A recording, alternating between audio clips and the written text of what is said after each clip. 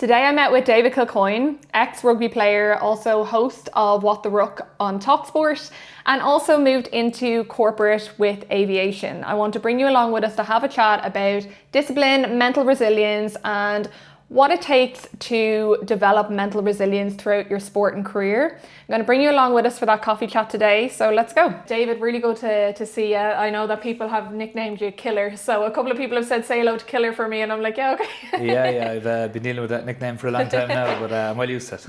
Very good. And how's everything going at the moment? So tell me a little bit about what you're getting up to and everything. Life's good at the moment, yeah. I finished up the rugby officially in the end of July. My contract would have done, and then took a little bit of time to myself. I kind of knew the plan was to try win the World Cup and maybe go out with a high, but we messed that up unfortunately. So I did another year with Munster.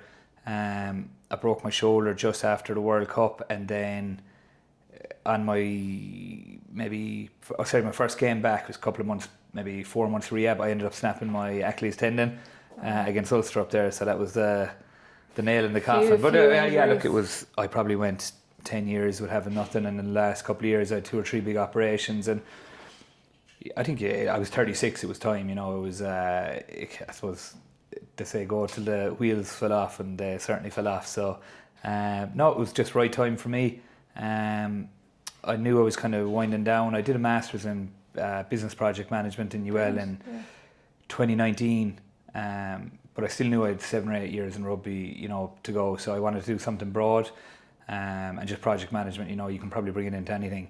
And then as I was getting towards the latter years, started putting more and more thought into it, and I'd done a lot of exploring, and aircraft leasing was something that appealed to me. And there was a course in UL, aircraft leasing and finance. Did that in conjunction with my last year of rugby, so I was able to do that in the evenings, and managed to get a job then up here in a company called Ergo Capital in Ballsbridge. And living in Ranelagh, so that's my life story so far. So talk to me a bit about how you got into rugby, Coffee's where good. the coffee's good. Yeah. But at least that's we're off a to a good plus. start. Talk to me about how you got into rugby and kind of the start, I suppose, of everything with your career. So We'll bring it straight back to the beginning. Let's go back to the beginning. So I started playing rugby at 8 with UL Bows. My dad would be my dad's club. I have 2 older brothers, Alan and Porrick. I'm the youngest. Alan was big GA, played underage hurling with Limerick. He's a principal now in the Sean Trad Adair. And my other brother Porrick, he was into rugby as well, and football, and I think you fall into things. I took to rugby. I was probably a bit heavier than the 2 lads, so there was a gravity issue there. I was never going to be playing for Limerick in the hurling, so as much as I wouldn't have minded it. But no, I just loved rugby. All my friends were out there. I think it's like anything, you take to something. We had a great club, UL Bows, and spiraled on from there. Then went to Sculleresh. Then it kind of starts to, yourself, it gets serious. I know you're only 14 or 15, but we ended up winning a junior cup when I was in second year, and then you go on to play senior cup, and then puberty hits and it gets serious, and you're like, okay, this is something I'm good at here, and your Munster were doing really well at the time, 6, 08, they were winning Heineken Cups, and I think it's like anything. You, as a young boy, you're seeing these lads winning Heineken Cups, and you're jumping the wall to watch your heroes in Thomond Park, and that was probably what spurred it on for me. And then left school, went to college, and then you went to played 20s with UL Bows, and we had a very good 20s teams. We ended up winning 2 All-Irelands, and that was quite serious. Ian Costello was who's now the general manager down in Munster, was our academy coach with UL Bows, and it was actually ran like as serious as a professional outfit. It was very very well done, and it probably put us in good stead to get into professional rugby. And those years went well. As I said, won the All-Irelands, and then managed to get into the academy. And then 3rd year, and then went in 4th year in college, and then I started playing, got my first cap at Munster 22 and then Ireland 23. So it's kind of a good transition. I just happened to finish college when I was playing. And like went straight into it. Exactly, yeah. So I was the mother had one rule, like she didn't mind me doing the academy as long as I finished college, because at that age I was like, here, I want to concentrate fully in rugby. She's like, under no circumstances you can concentrate on it, but you're not living in my house. So it was, you look back at it now and you're like, thank God, so finished the education and then managed to it just so happened then that progressed well straight into the senior team, and then managed to start playing with Ireland then at 23. So it was good. I suppose as good a transition as you could have hoped for. Brilliant. And thank you for going into that with me, because it's always so interesting to learn about someone else's background, how they got into the sport, and I suppose that's a very rosy version. There's lots of, as you can imagine, there's lots of pitfalls and highs. Of course, and I want to chat a bit more about it too, because the interview series is called Why I Ask, and it's learning about the why behind why someone went into the career that they're in, and kind of the sport that they're in, and everything. And I want to learn a bit more about your why behind, I suppose, staying consistent and building resilience throughout your sport. What are some mental performance things that you've learned kind of throughout your journey with rugby? There's so many, isn't there? I'll give you a very basic one. I remember that year we won the Junior Cup in second year. I didn't make the initial panel, and it just created your bitterness, and you're young, you're gutted, you do everything to it, and as I said there, I got a growth spurt then in third year and that, but I didn't have that in second year when I probably needed it. Well, you think you need it, and you just got it. I remember and my brother had just broken his leg, Porrick, jumping the cliffs down in Kilkee, and so he was going through like an intense rehab in his knee. And Mum was actually up studying in Belfast at the time, so we'd spent a lot of time together, and then we just started training every day together. He's a real diligent trainer, always has been, and I just tagged along with him, and he probably got me to a physical state where I got obsessed with like weights and benching and running and kind of power stuff, and that probably helped me a lot at a younger age. That stood to me, going to my later years in school. It's mad when you say like, oh, is there any moments you look back at, and that's you're going back to 14 there. So I think every young boy or girl looking at this, like I played however many games for Munster or Ireland, but you often look back at those ones. That was one that you grew from. You go through this little lull, and then you get training with your brother, and all of a sudden then you come out, a different animal out the other side of it, and you're still only 15. But it created a little mindset shift there. That was initially, and then you go back. There's loads, there's Joe Schmidt. I remember when he came in at the start, just dropped me. I'd played. I think I was up for Player of the Season with Munster. I kind of break on year. Played Autumn Internationals and Six Nations with Declan Kidney. Had probably one of my best ever years. It was 22, 23, and then he came in and he picked Tom Court, and obviously that was a terrible decision from him. But anyway. I fought my way back, I had to fight a couple of seasons, to get back in, and I think that was a thing you look back and you're quite proud of. You stayed in the fight, you earned your spot back, you went to a couple of World Cups, and ended up winning Grand Slams, Triple Crowns, So do you feel like resilience developed kind of more and more so throughout all of that? Because with any definitely. Kind of setback and challenge, like I was only actually saying this earlier as well, that you learn so much from failure, setbacks, challenges than you do from being, let's say, handed success, right? If someone's handed success tomorrow, what would you have learned from it? So I always find kind of going through the motions of those scenarios in life can shape you as well, and that's where you develop resilience from. Exactly. You look at any good man I know, or a lady, you look at often it's the ones who've come from tougher upbringings, tougher circumstances, things going against them. Lads who get these entitled privilege upbringings, like in my opinion, they don't seem to amount to as much as the lad who had to fight for something, the lad who had to go through struggle, the lad who had to. I'm better talking about men now than women. I know I'll stick to what I know, but I just think I see it the whole time. I see it in rugby. I see lads who come from maybe not the best background. They come from maybe. Didn't get a fair shot maybe at a selection, they went through bad injury, they went through some form of hardship early on, and then how they handle that, how they navigate it, they grow from it, and they become different beasts, they become different animals, and I've really noticed that through my career. Very good. No, because I know that it can be really hard for anyone when they come up against like a challenge or setback or like a difficult time to kind of know how to navigate through that. And with sport, even with injuries, sorry, I want to talk to you a bit more about the injuries too. How you manage sort of mental fitness throughout that. Which is actually something I'd love to chat to you about, is kind of with the injuries, how did you find, like when you couldn't train physically, how did you manage kind of your mindset or keep up with your habits and your routine on a day-to-day basis?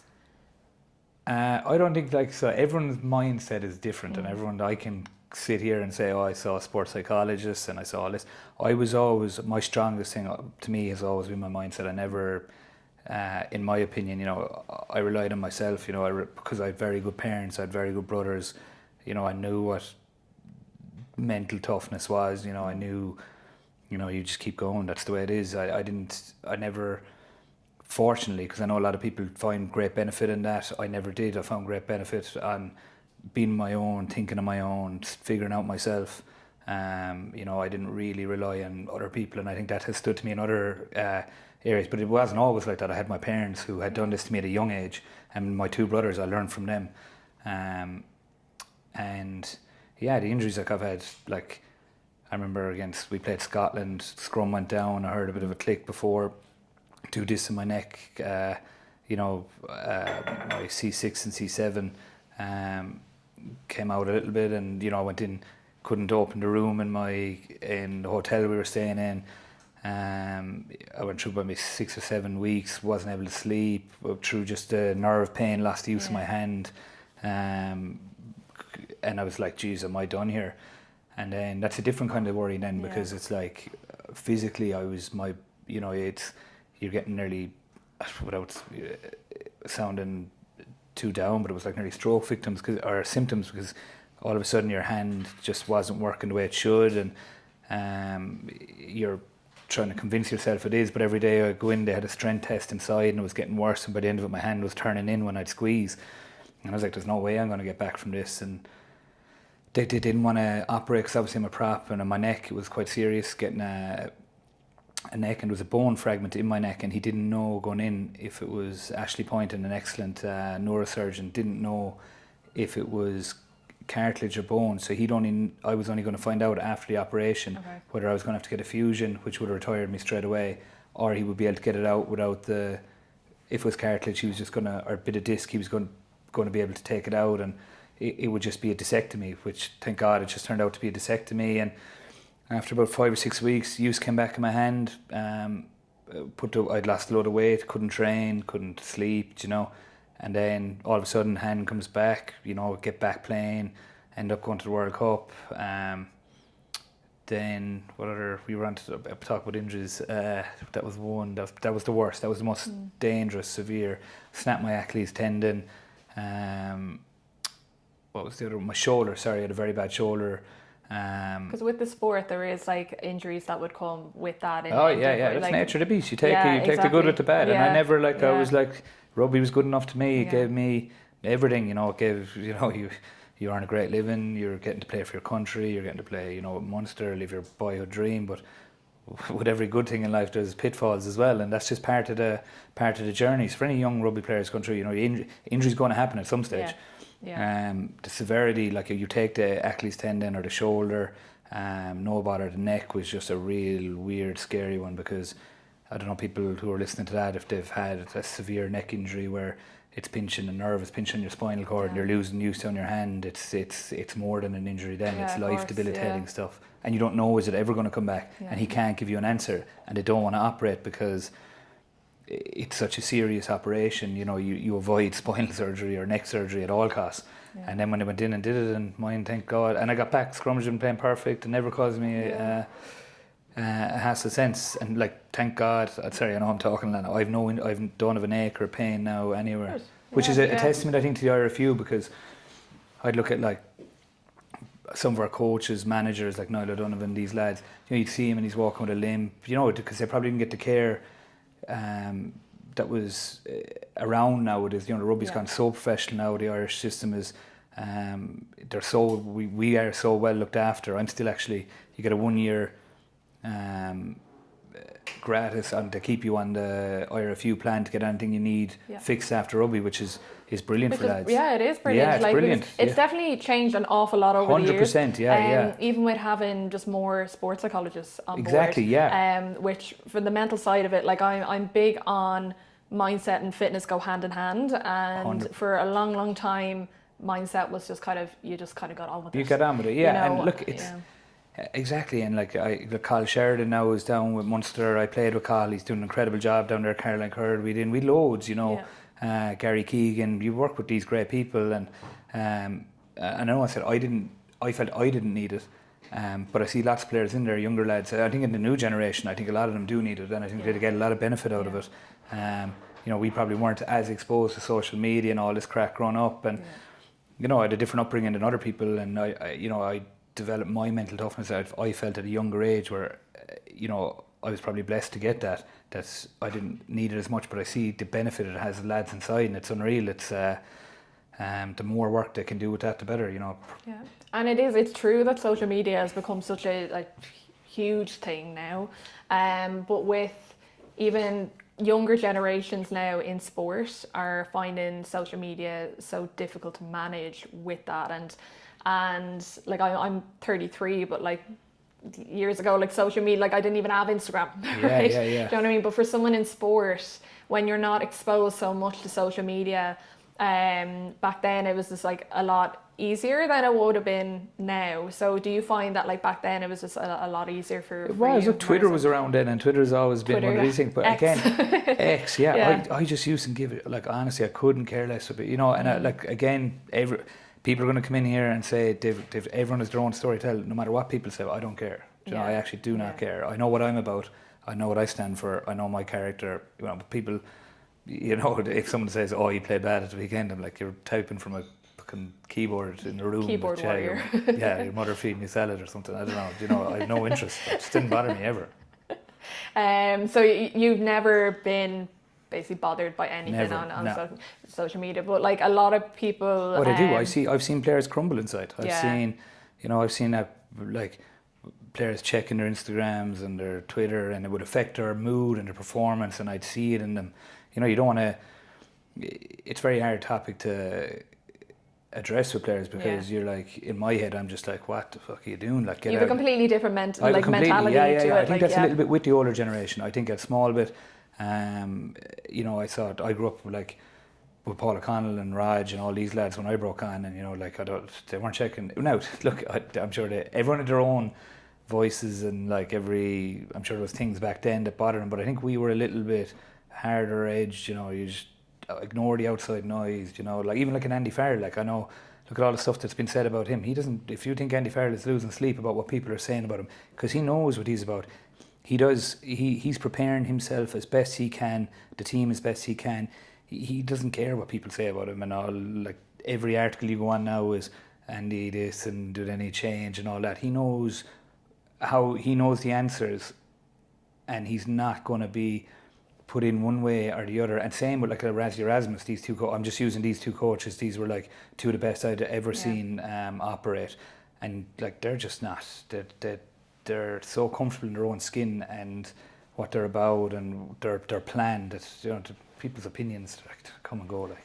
Exactly, yeah. It's a really good mentality to have, because it's the only mentality to have. It's the only mentality to have. Like, if you let in a lot of outside noise, it's going to dictate your next move. 100%. And you're not being true to yourself. It's kind of like how you want to be.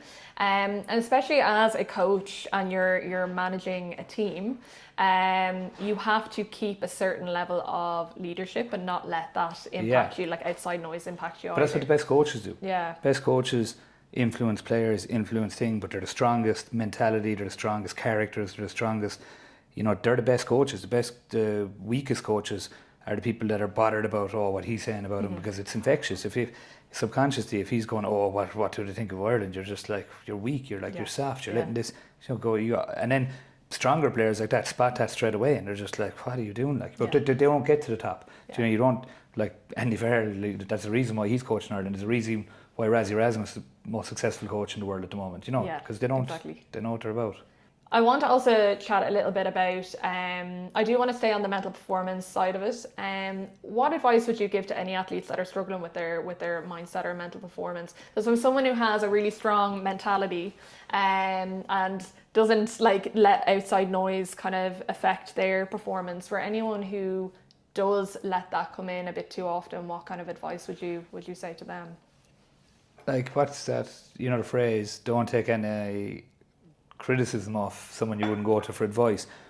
But I actually think, so that's definitely a part of it.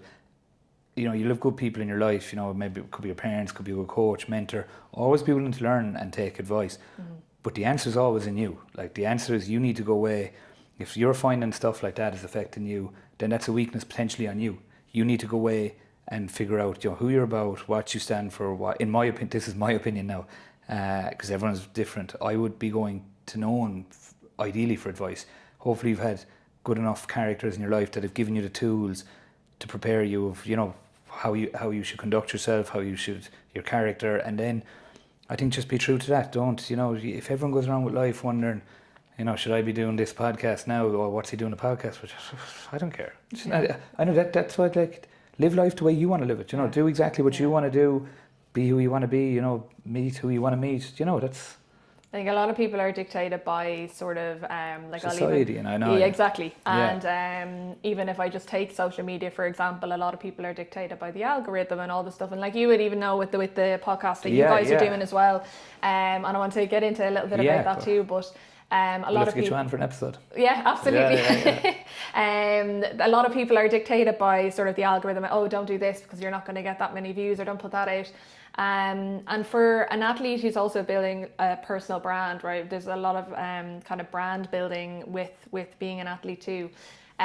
Would you say that's something just be purely authentic, just be purely yourself, and that the people who want to listen to you and see you and kind of will kind of find you? I think so. Yeah. It's kind of what I've been saying. It's like everyone else is taken. You can only be yourself. Like people are. There's no one perfect, like, bar the two of us, but it's like, if you're going to do something, like I'm doing that show with TalkSport, What the Ruck, when I got the call, someone rang me, I think it was Luke, rang me and he was like, oh, do you want to do the podcast? And I was like, oh yeah, come up. And then when I went up, it was like, no, will you host a podcast? And I was like, I've never hosted a podcast in my life, but I'd always emceed our buses, say, with Munster and Ireland, and I'd done, I'm comfortable in them environments, where now a lot of time you're just slagging fellas and having the crack inside, but then I was always deeply interested in people's stories and stuff. So I like getting people on the podcast who've an interesting story to tell. Like, we'd Brent Pope on there, and I thought he was one of the best people, because he's lived a life and he's kind of, he's figured it out himself out as life has gone on. And he struggled. He talks about it on the thing about mental health. He's had a few dark days and tough things happening in his life. But that's a good story to tell. I didn't want to go on. When I retired, like, I went into the academy, and since I've been 17, so all I've known is rugby 17 to say 36. Coaching didn't really appeal to me when I finished. I think I've given that much of my life to rugby. I was like, I have a belief in myself. Like, I want to kind of do really well in the business world now. You have that belief. You wanted to get play for Ireland. Now I want to get top of the business world. That's just the way it is. I felt like I'd done that with Ireland and Munster, and now it was on to the next chapter. I wanted to, give that a crack. So with the podcast, it was more, it's also, I wanted to keep me. I still love rugby. I absolutely love the people in it. I love everything it's about. I always say I meet lads the whole time. The best thing about the rugby is the lads and girls that it produces. They're great people. It instills good values, and that saying. Rugby. Still network and communicate with it them. It is, and they say rugby's like a sport for thugs played by gentlemen, but you see it through. You go out, you kick the shit out of each other for 80 minutes, but after it, it's done through respect. You hit them as hard as you can, but within the laws of the game. I think it teaches young kids, discipline, resilience, respect, hard work, and it creates good mindsets in people, and that's. So I wanted to stay involved, so that. And I like getting like people's life stories. So like we've Jim Hamilton coming on now and Jonathan Davies, who have also really interesting stories. And we just did Ian McKinley, because we're playing Italy this weekend, and MSL came on as a sponsor. So the new one is, we're just, that James Gordon version where you're driving around singing carpool karaoke. They actually had a microphone in the yoke, and I was like, if you think I'm singing on this, so I was like, get that away from me. But he's an unbelievable interesting story, to tell. Like that man, when someone stood in his eye at training, his eye was coming out of his socket. So he went in, got it fixed, got 70% of the vision back, and then he's going taking a kick, and the retina detaches, and they go back in. There's nothing they can do with it, and he's blind in one eye. Lobbies against World Rugby to get goggles brought in, and has a big fight there and manages to do it, and then gets going playing for Italy, gets capped for Italy. He's an international player, ends up playing against Ireland, his home country. Like, that's such an inspiring story. I go on criticising lads about gain line the weekend and stuff. I might do it in time, but I prefer that side of it. I like that kind of side of it. You like learning about people's their life story. What people don't know what he had to go through. A lot of people younger people mightn't realise. Ian McKinley, who went over to playing in Italy, and then when you hear that story, if you're going through a tough time in your whatever aspect of your life, this fellow he's pain the whole time in one eye, but he's contentment that he went back. He did everything he could, because he went through a real dark. I know I'm just talking about this story because it just happened Sunday. He couldn't let it lie that he would just give up. So he was like, I know there's more in me. So he went back and playing I'm a prop. My job is to catch the ball and try to run over people. His job was, as a 10, you got to scan and be seeing everything in the park. You got to be able to take instant pictures, seeing defenders coming at you both sides. You take one eye away. It's hard enough to do with two eyes. You take one eye away, and he managed to get playing international rugby. That's incredible. So that was... It's a very inspiring story. Yeah, very inspiring. And it would stay with you. Like you were saying, that it only happened the weekend that you were kind of listening to that. Just that story would stick with you. And it's great. I love the coffee chats and kind of meeting people and kind of the casual nature. Yeah, exactly. Another reason behind. Our whole big media crew here. We want to have thousands of people watching us. They're all behind. They're all behind clapping. But the point of why I ask is to learn about someone's why behind what they do, but also to make it very raw, very authentic. This is something that people would do naturally anyway. They'd meet, network over coffee, without and it's people. Without the thousand people. But I wanted that feel, and that's making it more human. It's that human connection, and I think it's really important for people to listen to other people's stories and kind of learn from them, because there's a lot of people who also walk the streets who wouldn't have social media but have a really inspiring story to tell that could help other people and learn from other people. Exactly. Yeah. And fair play to you for doing it. That's some initiative. You've obviously thought this out, and I think it's a great idea. It's kind of onto the thing I'm probably doing a little bit with TalkSport. You seem interested in people's stories. You if it can help someone else. It's the same. It's you're doing the same thing. It's you want to listen to other people's stories. They're inspiring. You're helping other people by sharing them, and I think that's really. We'll set up a paywall for it, will we? €100 an episode. €100 an episode. Yeah. But no, I think it's great because it is something that I feel now with the way kind of society is going, the world is going, and I think social media in general, it's nice to actually just listen to other people's stories and make it more kind of raw and authentic, and kind of get to know from a human connection point of view, get to know someone else's story and what they've kind of gone through and how that can help someone else. Yeah. I'm with you. But tell me about the drive behind what you're doing right now with aviation and kind of the business side of it. So when you move from sport into business, tell me a bit more about that. Yeah, so we did. I'd actually say we got all these for the World Cup in 2023. We went in, we won the Grand Slam in 23. Went into that World Cup as number one ranked team in the world for a population of just under 5 million at the time. That's an unbelievable achievement if you actually think of it, to become number one in the world at anything. But to go into the World Cup, but there was huge expectation on the back of a lot of, I think,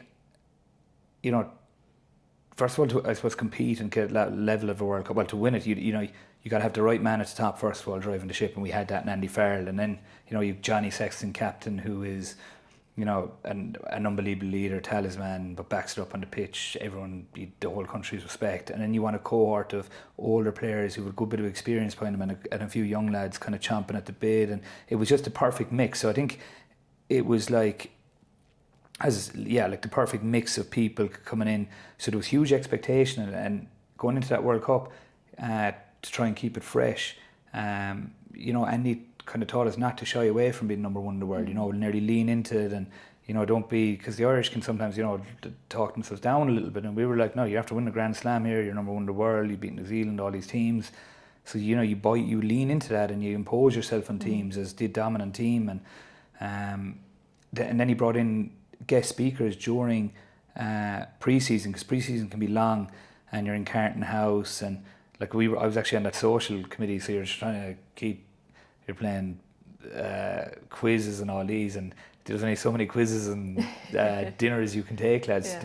So Mick Carney and Faz together came up to the city to bring in guest speakers. Like they brought in Bono, but they brought in Donald Slattery, who set up Avalon. And he gave an unbelievable speech. He was like, you look around, he's an unbelievable public speaker, but he set up this company Avalon, which went on to be listed in the New York Stock Exchange. Unbelievably successful Irish aviation company in an industry where Ireland were the number one in the world, or have become number one in the world.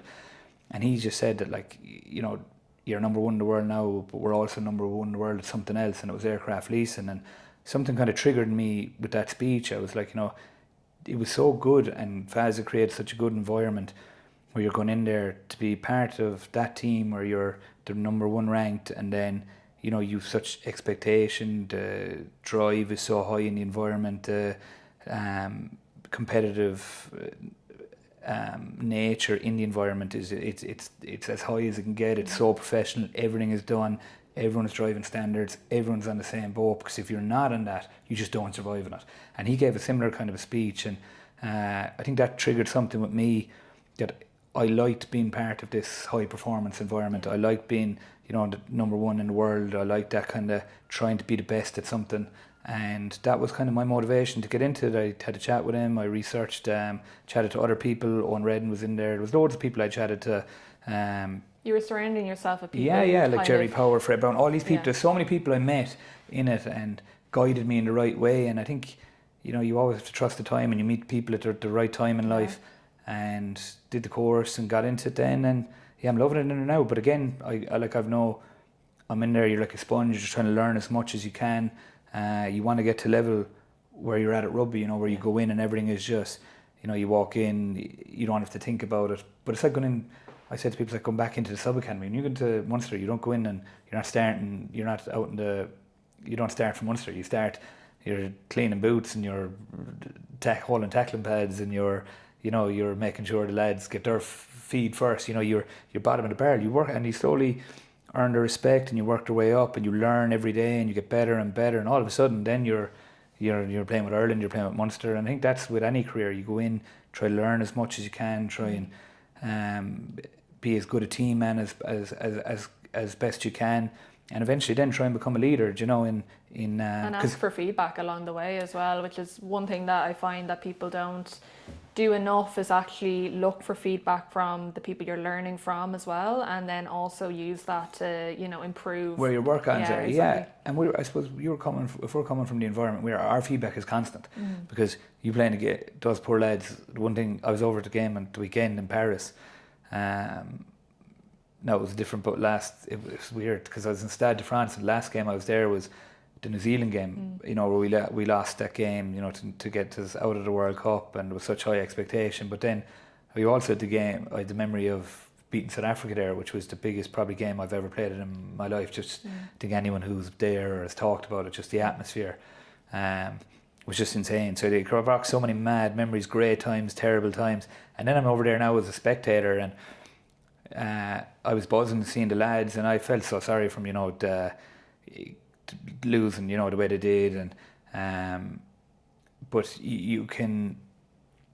It just, I suppose what I'm trying to say is it flips so quickly. It was like I had done, you'd lived that dream, but I'm so happy just to be over there now. And sorry, I was getting back to you're on about feedback going in. Like the lads, one thing I don't miss is they have to go in now on Monday morning, and you're on about feedback in professional sport. Like the lads are playing, there's no feedback, but there is feedback, but there's no going asking for it. They'll go in, the TV will be up there, and they're going to watch every single mistake they made, where they were wrong. It's going to be a brutal review if I know Faz, but it'll be brutal, but it'll be honest. He's not out trying to do people personally. But I saw him quite dejected. People on the team would take that differently. So some people with a very strong mentality would be, okay, that's absolutely fine. And accountable, you got to be accountable. I did that wrong. Other people would kind of like shrink more so into themselves from or seeing get defensive. They're blaming it. They're like, oh no, it's his fault, and that's where you don't take accountability. If you know you did something wrong, it happens. Everyone, you put your hand up. Yeah, I should have been better there. I need to work on this, and that's all you can do. You can't go up and wallow on it, because you go and wallow it, then you don't sleep well that night, then you're training the following day, it's in your head, and you don't go perform, and then it lags into Italy, and then that performance goes on to the rest of them. You got to go in now, it's first game, park it, you do your review Monday, be as honest as you can with yourself, and then you come in Tuesday and you're hopping and you're ready to go on to the next page. But that's what good leadership is, and that's what Andy Farrell will do with him. I guarantee you he'll crucify them Monday, which he should do with a whip if he could, and then Tuesday, flick the switch onto Italy, done, we go again. That's what good leaders do. Yeah. No, I agree. I think everyone should be held accountable for kind of, I suppose, challenges, mistakes that happen, right?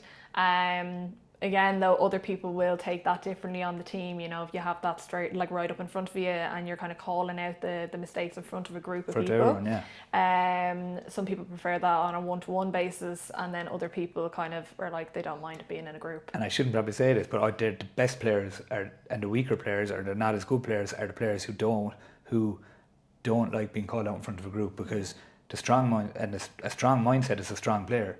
Sometimes when the going gets tough, and weaker mindset players, they might tap out, they might, look for excuses, but the stronger mindset players, they know that, all right, I effed up here, I need to be better, and they'll go again. You will make the mistake, but it's how you react, and you take on the criticism, as well as you take on the applause, because, hopefully they do the business this weekend, and, it'll be all applause again, because it's week to week professional sport, that's what it is. But look, it's going through a challenging time. I actually felt very sorry for Fez. I just felt he just looked dejected after, because the one thing that would kill him is the lack of intent and want in the jersey. You can handle mistakes, you can handle knock-ons, scrum penalties, line-out mistakes, but you can't handle not wanting it more than anyone else, and that was what he would have prided the team on so much, and I think that's why he just looked a bit dejected after it. Yeah. With sports psychology, and sports psychologists will be a bit more, I suppose, in like for teams and clubs and everything now, would you have always been assigned to a sports psychologist, even for like 15 minutes here and there throughout your time there, or was it something that was offered but just maybe you mightn't have taken it? Different coaches had different ones. We had Enda McNulty in, and we had Gary, and I remember they'd nearly be trying to force you in and I'd be trying to avoid them. Everyone's different, and then people would be, you go outside and some fellas in there, you couldn't get a slot in because he could be out there twice. He might need it twice, and he might need that, and and that he might be going through something that he needs it. For me, I'd avoid them as much as possible. I'd like to have a coffee from in the corridor, but I used to feel that I knew what I needed to do. I didn't need someone to tell me what I needed to do. And again, I can only speak for myself here. It's a different mindset. I don't, and that's why I feel bad sometimes when you're talking about psychology and mindset to younger players, because certain players thrive in that, and they equip them with tools to handle resilience and all that. I knew how to handle my own resilience. I knew how to handle if I was poor the weekend. I knew what I needed to do. I didn't need a sports psychologist to tell me, because I knew it myself. But I know plenty of my friends needed that, and they equipped them with tools, and it made them way better people, probably better husbands, better boyfriends, better players, got them out of a hole and ready for the weekend. And there's massive merit on it. So and it goes back to human psychology. Everyone's just wired different. Exactly. Even earlier I was chatting about like emotional intelligence as well. It goes back to, again, like how everyone thinks differently, kind of reacts to emotions and feelings differently, their behaviours. So really it depends on yourself and your own wiring, and you come across like a really mentally resilient person. So you kind of knew that, like, I knew what I had to get done, I know what I have to do, and therefore, like, the support is there if you needed it, but you felt like you didn't need as much as the other players. And in fairness, that's one thing I would say with the RFU, like, they've really put, like, you know, you have access to it, and I think they do a thing with the players are entitled to 6 free counselling sessions through Arupa. They're Rugby Players Ireland is called now. Simon Keogh will give out to me when he hears that. They have a sports psychologist with Cahill down below now. You know, you've Gary Keegan. There's so many resources available to them. And they're doing to tackle your feelings. All this stuff is brilliant. Like, you know, it's. But it's incredible that that's being brought in. Yeah. So I think we're actually way ahead of the curve. Yeah. You know, I think in fairness, even if you look at the HIA protocols, you know, to bring them in now. I've been knocked out a couple of times as well, and I wanted, like, I remember, I'll tell you a quick funny story. We were playing against Scotland up here, and it was in the Six Nations. So we were defending on the line, and their prop ran in, and there's 2 ways you normally get sparked. It's like through hitting the chin or the temple. Whatever way I turned, your man hit me in the temple, sparked out anyway. But you go T-tonic sometimes if you're proper knocked out. So my hand goes up in the air like this, and then you're back in the line, and they were pounding the 5 metre line, and you're back, and you're trying to get awareness, but it's all picked up now on the computer with the doc, so he would have seen that and radioed in, and they actually GPS is now in their type of GPS in the gum shield that actually measures the G-force of your bangs, and same in the neck, and if you register a bang over a certain G-force, they'll automatically take you off, which is, again, you're going on to brain injury, brain health. But sure, I was a Neanderthal at the time, so I was jumped up and I was trying to stay in the line like that, and the doc was shouting at me in the middle of it to come off, and then I eventually realised I was like, okay, I'm swaying here. So I brought on this cart, to jump on to the thing, and I jumped on the cart, but I actually missed it, and I fell on my ground, and the whole back stand started roaring and laughing at me. But Andy then brought it up. He knew I could take a slag or whatever for the betterment of the group. But I knew I know how Andy would work, and he'd know how I work. So I'm happy to take the bunt of a joke if it makes other people feel better on a day, you know, you win or you lose or something. And he played it on the big screen. They got it's a camera 4. He played it for everybody in front of everyone on Monday meeting. You know, we went in and he put it up on the big screen. The cart comes in and I jump up and miss the cart. But no one would have seen this because it was camera 1, 2 and 3. But camera 4 registers from behind, so just the players. He just made sure everyone saw it and slagged me, which was great. I'm happy to take it.